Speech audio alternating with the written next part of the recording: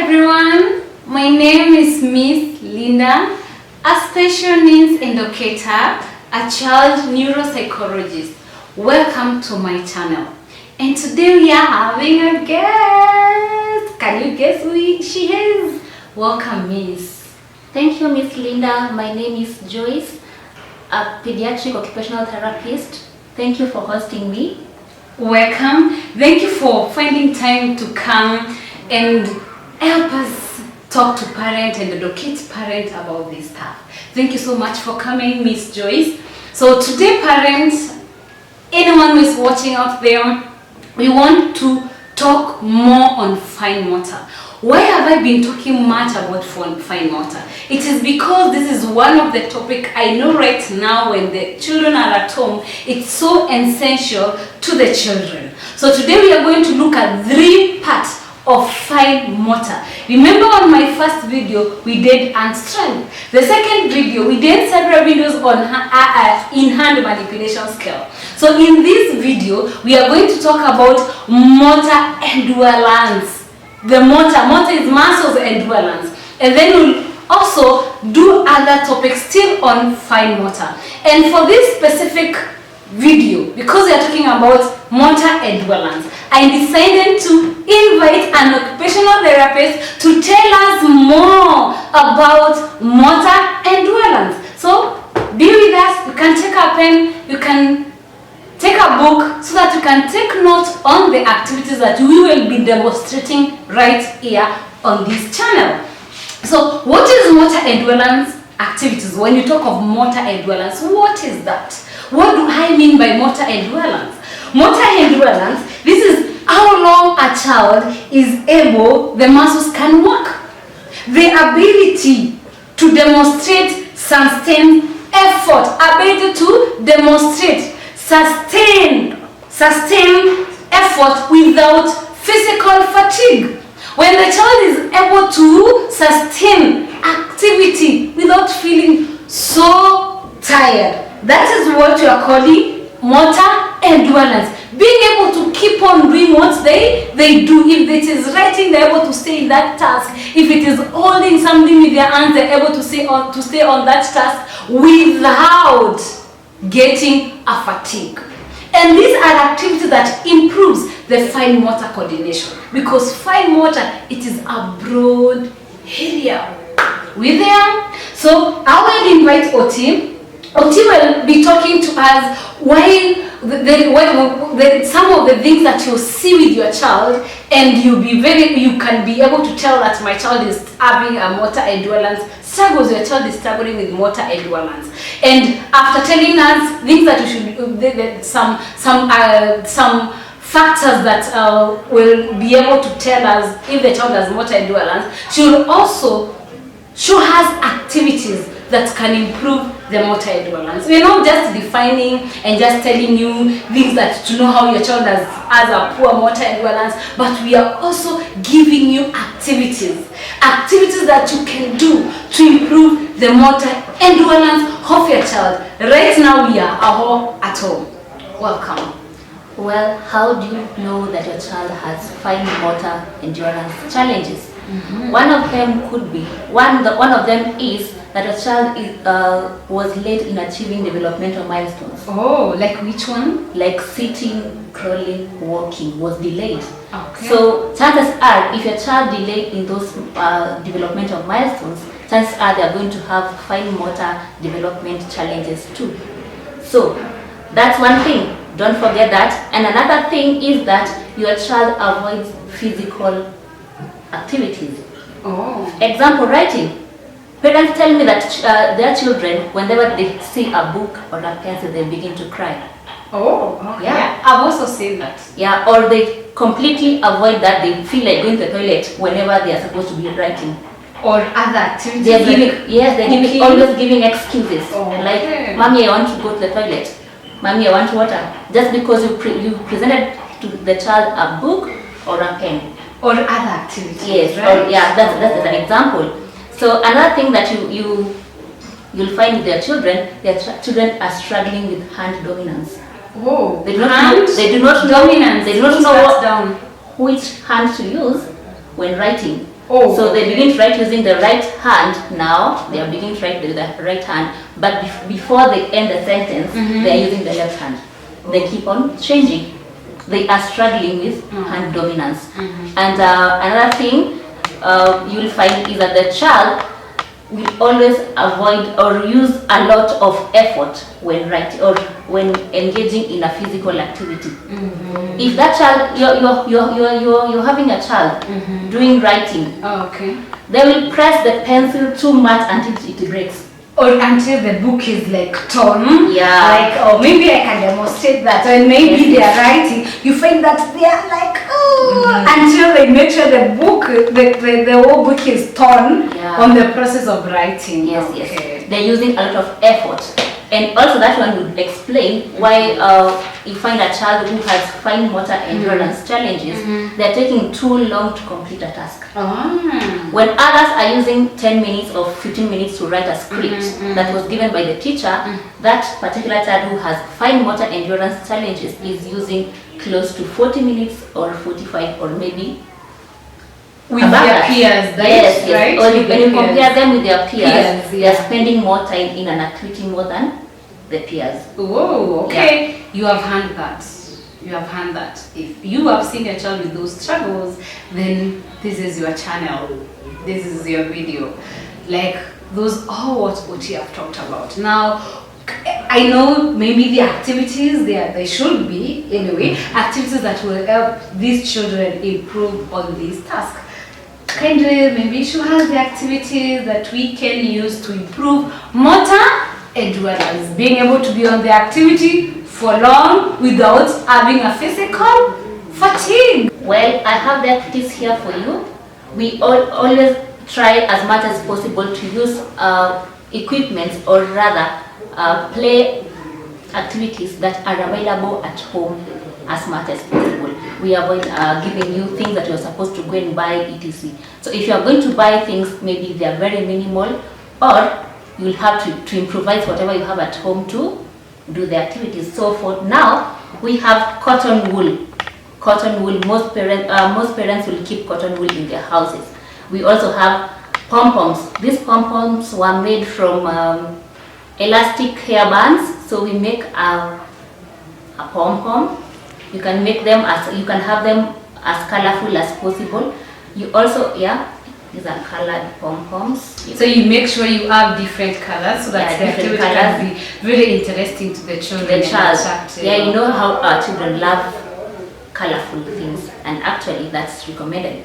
So you're going to pick the pom-poms made from cotton wool and the elastic bands using a peg. Pegs, most parents will have pegs in their house. They're used for hanging clothes. You can use them for other things at home, but mostly we use them for hanging clothes. So it has it's a multi-purpose equipment. So we're going to use it for today's video in picking the pom-poms from the plate to another plate. Pick another one to a plate, to another plate. Pick another one. Now the cotton wool, very good. So you keep on picking them. And as I say, when you're picking, you can also sing a song to the child so that the child can enjoy. Don't make this activity look boring to the child. Make sure you sing, you tell a story, and watch a lion and that. And another thing, when picking these pom-poms, if the child is not able to pick them, please, I beg you and I beseech you, parents, avoid as much as possible making facial expressions to the child. Like the child is not able to pick them. So you'll be like really? Why can't you pick them? That's why they have a fine motor endurance challenge. Now that's what we are trying to improve. Pick them. Very good. Lina, you should be clapping for me. Oh, maybe I should. Thank you. Okay, so that's one activity. Yeah, that's one activity. Helping improve the motor endurance. We are going to do another activity called cotton lacing. So this cotton you see here, we have cottons in our house, I believe so.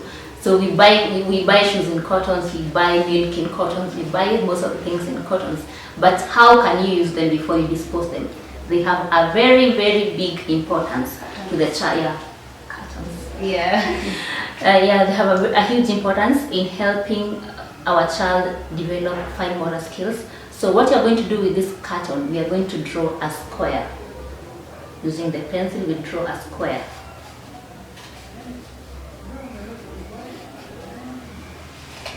Show them the square. Yeah, we have the square here. It's here. You can always use a colored pen, like crayons, a marker pen. Use anything you have at home. It's not a must to use The pencil, yeah, you can use the pen, you can use a mark pen, just something that is something that the child can be able to see. But make sure you draw A square using or any other pattern you want to draw. You can draw something like a heart, so you can draw a circle, you can draw anything that you want on the carton. So I'm going to make holes using my toothpick. You can always use any other thing that you have at home, not necessarily a toothpick. If your child is older enough to use a real nail, then that's okay. So I'm going to make holes in this carton at 1 centimeter interval. So I'm going to make holes.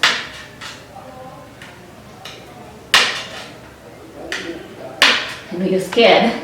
Yeah, I am. So I can make them. They can also use a real nail, yeah. A real nail, other than the toothpick. But for younger children, For younger children, they use the toothpick. Yeah. But for big older children, like 8 years, 9 years, you can use a nail. I'm going to make holes all the way around the square. Oh, this is very interesting. So here we are working on very many things. Actually, I'm holding this toothpick using my 3 fingers. These are the fingers that I used while writing. Oh yeah, sure. Yeah. So we are still working on the pencil grip. Yeah. Yeah. We're just working on the endurance. So one activity helping the endurance and at the same time helping grasping. Can you see that most of the things that we have at home, how they could be of so much benefit to our children? Just can you imagine? Like things that we think they cannot be of help or they are not in need. Right now, they're the things we're using with an occupational therapist to help us see how we can build the motor endurance of your children. So I'm going to use my thread. I have a thread. So make sure you have a thread. So I'm going to push it in using my toothpick. I guess my thread is too big. Yeah.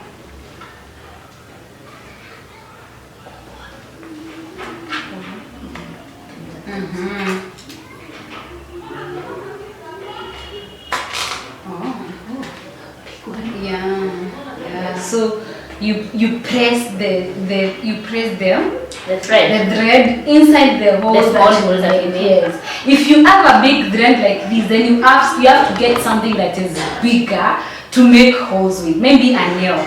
But when you're making holes using the toothpick, you just use a smaller thread, like a thinner, a thinner thread. Yes.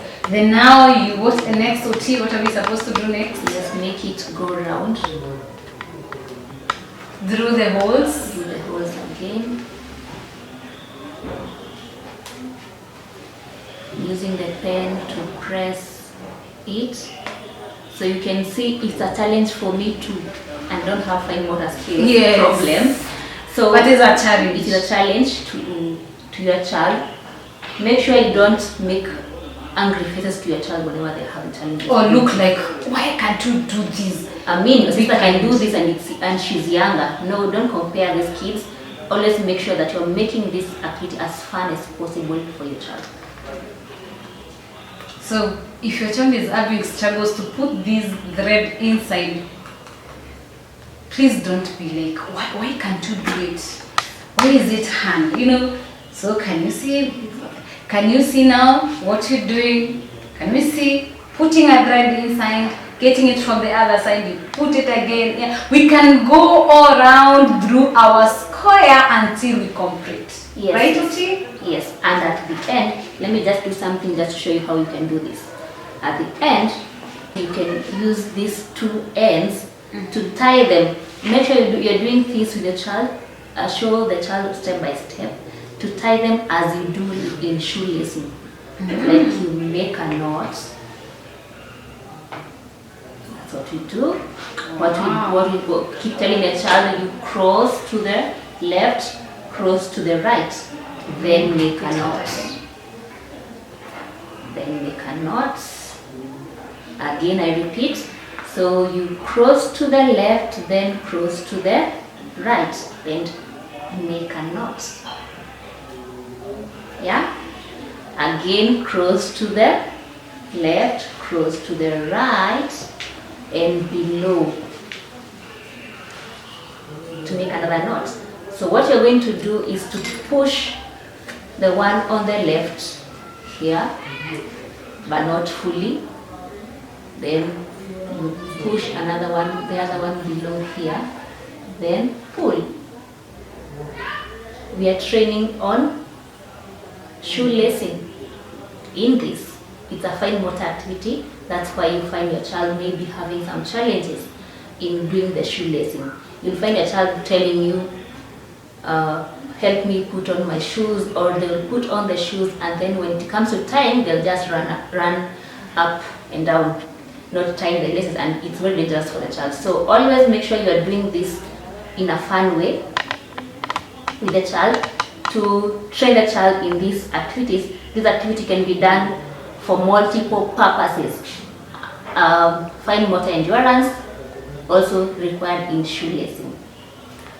Oh, thank you. Oh, thank you for that activity, Oti. But I'll ask, how long should they do this activity? Is it like how long until the endurance come in, or how long do you think they should do the activity? What I would tell you parents is not to give up. Yeah, there is always hope for the child to learn. We tell parents that if a child is able to do the lacing or to do this activity for 2 months, and then they are able to perform the activity, you require them to perform well, we thank God. If again the child is not able to do it, you can always improvise it to avoid boredom of the child, because again, if you do one activity for so long, the child will get bored. So keep changing the activity, but with the same purpose, to help the child acquire the skills needed. Yes. So when it's taking time, not to give up. You keep on pushing and pushing and insisting. Yes, and when they're able to do this using this carton, always make sure that you have to improvise the activity for maximum improvement. Don't always settle for this kind of lacing. Yes, it's a good lacing, but we want the child to do it very well. So it doesn't keep coming off, that you keep repeating this lacing like 10 times a day. Like the teacher has to be there to ensure that this child at least. And sometimes not only children who have special or atypical children or different able children who have these challenges. You find a regular child, or what you call normal children, or what we call typical children, also having struggle with motor endurance. So it's not something that is only for special needs children. This is an activity that still it is also for children who are normal. So take this activity, go and practice it, and keep practicing and not be tired. And then at the end of it, then you see the motor, the ability to be on the activity, physical activity for your child have completely improved. Thank you, Oti, for coming to talk about motor endurance, because we want the fine motor coordination of your children to improve. So I hope you have captured some few things, activity to do for your children to improve their motor endurance. Are we together? And then we will also be doing another video with the Oti. Make sure you watch, you share with so many parents as possible. Subscribe to my channel, Miss Linda. If you have questions, put them on the comments. Use my email address down there, and then you can ask any question. If you want to work with the OT, you can text me on my email address, or I'll put Oti's email address. Then you can communicate to us if you want any help or you have further questions. Thank you very much for watching. Until next time. Thank you.